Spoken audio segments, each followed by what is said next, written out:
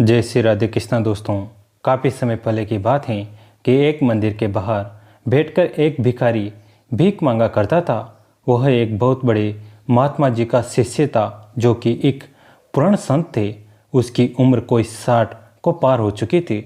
आने जाने वाले लोग उसके आगे रखे हुए पात्र में कुछ न कुछ डाल जाते थे।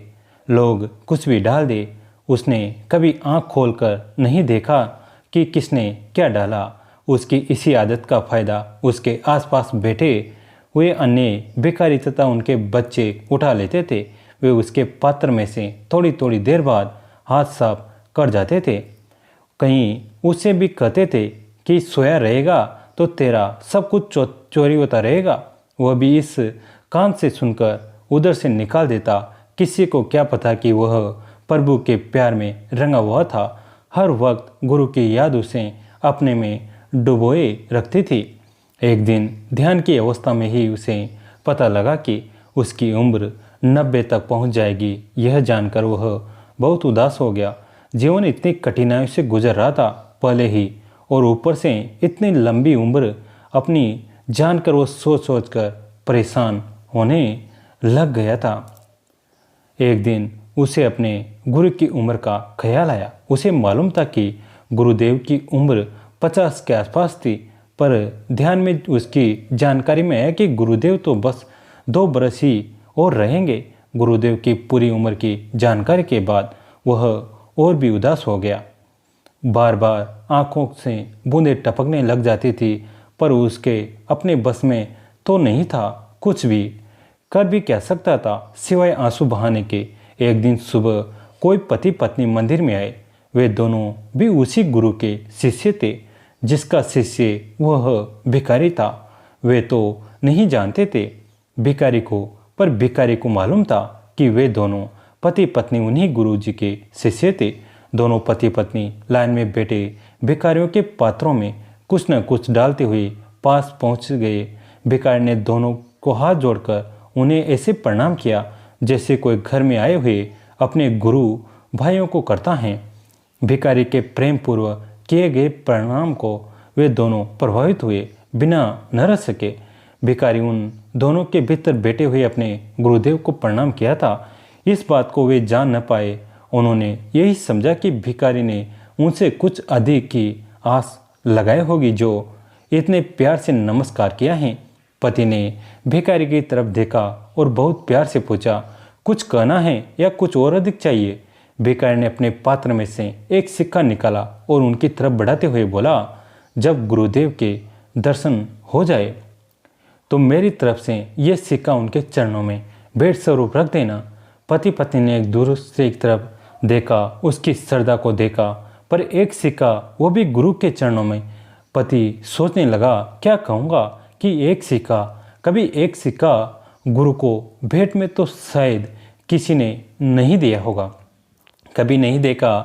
पति भिखारी की श्रद्धा को देखे तो कभी सिक्के को देखे। कुछ सोचे हुए पति बोला, आप इस सिक्के को अपने पास रखो, हम वैसे ही आपकी तरफ से उनके चरणों में रख देंगे। नहीं, आप इसी को रखना उनके चरणों में।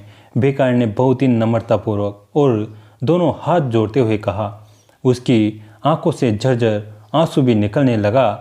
भिखारी ने वही से एक कागज के टुकड़े को उठाकर सिक्का उसी में लपेट कर दे दिया। जब पति पत्नी चलने को तैयार हो गए तो भिखारी ने पूछा, वो हाँ, अब भंडारा कब होगा? भंडारा तो कल है, कल गुरुदेव का जन्मदिन भी है। भिखारी की आंखें चमक उठी। लग रहा था कि वह भी पहुंचेगा। गुरुदेव के जन्म दिवस के अवसर पर दोनों पति पत्नी उसके दिए हुए सिक्के को लेकर चले गए। अगले दिन जन्म दिवस गुरुदेव का के उपलक्ष्य में आश्रम में भंडारा था। वो भिखारी भी सुबह सवेरे ही आश्रम पहुंच गया था। भंडारे के उपलक्ष्य में बहुत शिष्य आ रहे थे, पर भिखारी की हिम्मत न हो रही थी कि वह भी भीतर चला जाए। वह वहीं एक तरफ खड़ा हो गया कि शायद गेट पर खड़ा सेवादार उसे भी मौका दे भीतर जाने के लिए, पर सेवादार उसे बार बार वहां से चले जाने को कह रहा था। दोपहर भी निकल गई, पर उसे भीतर न जाने दिया। भिखारी वहां गेट से हटकर थोड़ी दूर जाकर एक पेड़ की छांव में खड़ा हो गया। वहीं गेट पर एक कार में से उतरकर दोनों पति पत्नी भीतर चले गए। एक तो भिखारी की हिम्मत न हुई कि उन्हें जाकर अपने सिक्के की याद दिलाते हुए कह दे कि मेरी भेंट भूल न जाना, और दूसरा वे दोनों शायद जल्दी में थे इसलिए जल्दी से भीतर चले गए और भिखारी बेचारा एक गरीबी, एक तंग हाली और फटे हुए कपड़े उसे बेबस किए हुए थे कि वह अंदर न जा सके। दूसरी तरफ दोनों पति पत्नी गुरुदेव के सम्मुख हुए। बहुत भेंटें और उपहार थे उनके पास। गुरुदेव के चरणों में रखे। पत्नी ने कान में कुछ कहा तो पति को याद आ गया कि उस भिखारी की दी हुई भेंट। उसने कागज के टुकड़े में लिपटे हुए सिक्के को जेब में से बाहर निकाला और अपना हाथ गुरु के चरणों की तरफ बढ़ाया ही था कि गुरुदेव आसन में उठ खड़े हुए। गुरुदेव ने अपने दोनों हाथ आगे बढ़ाकर सिक्का अपने हाथ में ले लिया। उस भेंट को गुरुदेव ने अपने मस्तक से लगाया और पूछा, ये भेंट देने वाला कहाँ है? वो खुद क्यों नहीं आया?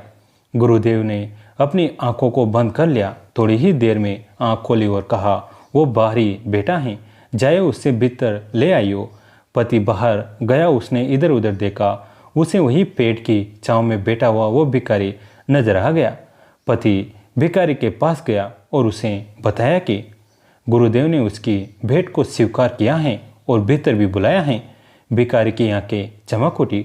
वह उसी के साथ भीतर गया, गुरुदेव को प्रणाम किया और उसने गुरुदेव को अपनी भेंट स्वीकार करने के लिए धन्यवाद दिया। गुरुदेव ने उसका हाल जाना और कहा, प्रभु के घर से कुछ चाहिए तो कह दो, आज मिल जाएगा। भिखारी ने दोनों हाथ जोड़े और बोला, एक भेंट और लाया हूँ आपके लिए। प्रभु के घर से यही चाहता हूँ कि वह भेंट भी स्वीकार हो जाए। हाँ होगी, लाइयो कहाँ है? वो तो खाली हाथ था। उसके पास तो कुछ भी नजर न आ रहा था भेंट देने को। सभी हैरान होकर देखने लग गए कि क्या भेंट होगी। हे गुरुदेव, मैंने तो भीख मांगकर ही गुजारा करना है। मैं तो इस समाज पर बोझ हूँ।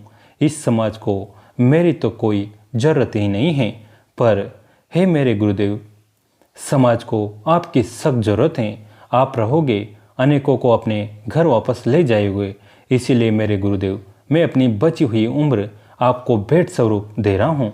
कृपया इसे कबूल करें। इतना कहते हुए भिखारी गुरुदेव के चरणों पर झुका और फिर वापस न उठा। वहाँ कोहराम मच गया कि यह क्या हो गया, कैसे हो गया। सभी प्रश्न वाचक नजरों से गुरुदेव की तरफ देखने लग गए। एक ने कहा, हमने भी कई बार कईयों से कहा होगा कि भाई मेरी उम्र आपको लग जाए, पर हमारी तो कभी नहीं लगी। पर यह क्या, यह कैसे हो गया? गुरुदेव ने कहा, इसकी बात सिर्फ इसलिए सुन ली गई क्योंकि इसके माथे का टीका चमक रहा था। आपकी इसलिए नहीं सुनी गई क्योंकि आपके माथे में लगे टीके में चमक न थी। सभी ने उसके माथे की तरफ देखा, वहाँ तो कोई टीका न लगा था। गुरुदेव सबके मन की उलझनों को समझ गए और बोले, टीका ऊपर नहीं भीतर के माथे पर लगा होता है। तो दोस्तों, कैसी लगी आज की कहानी?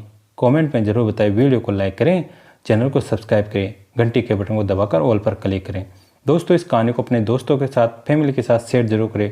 कहानी अंत तक सुनने के लिए आप सभी का तहे दिल से धन्यवाद।